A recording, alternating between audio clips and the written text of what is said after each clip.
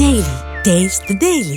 ఏపీలో రైతుల కోసం వైసీపీ పోరుబాట పట్టింది. ఏపీ వ్యాప్తంగా నిరసనలు చేపట్టారు నేతలు. రైతులకు అవసరమైన ఎరువుల్ని సరఫరా చేయాలి అని డిమాండ్ చేస్తూ ఉన్నారు. ఎరువుల సరఫరాలో ప్రభుత్వం విఫలమైందని ఆగ్రహం వ్యక్తం చేస్తున్నారు వైసీపీ నేతలు. రైతులకు అందుబాటులో లేని ఎరువుల్ని బ్లాక్ మార్కెట్లో ఎలా దొరికేలా ఉన్నాయి అని చెప్పి ప్రశ్నిస్తున్నారు వైసీపీ నేతలు. ఏపీ వ్యాప్తంగా వివిధ ప్రాంతాల్లో వైసీపీ చేస్తున్న ఆందోళనలను స్క్రీన్ మీద మనం 4 బాక్సెస్లో చూస్తూ ఉన్నాము. బద్వేల్లో రైతు పోరు ర్యాలీని చేపట్టారు వైసీపీ నేతలు. రైతులకు ఎరువులు, సాగునీరు అందించాలి అని ఆర్ఓడీకి వినతి పత్రం అందించారు. బ్లాక్ మార్కెట్ని అరికట్టాలి అని డిమాండ్ చేస్తూ ఉన్నారు.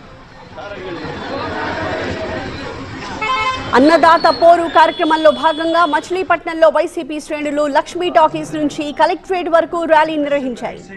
ఇక విజయనగరం ఆర్డీఓ ఆఫీస్ దగ్గర ధర్నా చేపట్టారు వైసీపీ కార్యకర్తలు. ఆ దృశ్యాలు చూస్తూ ఉన్నాము. మరొక వైపు అనకాపల్లి జిల్లాలో మాజీ మంత్రి గుడివాడ అమర్నాథ్ ఆధ్వర్యంలో వైసీపీ ఆఫీస్ నుంచి ఆర్డీఓ ఆఫీస్ వరకు కూడా ర్యాలీ తీశారు నేతలు.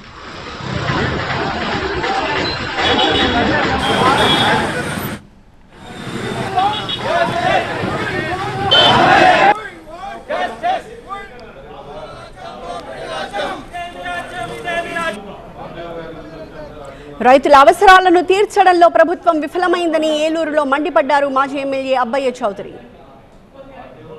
ఈరోజు రైతులకు ఇక్కడ యూరియా కొరత ఉంది అనేది వాస్తవం. మీరు ఎన్ని కల్లబల్లి మాటలు చెప్పినా కూడా ఈరోజు జింక్ కొంటేనే యూరియా ఇస్తాను అని చెప్పి ఇక్కడ ఉన్నటువంటి దళారులు చెప్పేటువంటి పరిస్థితి.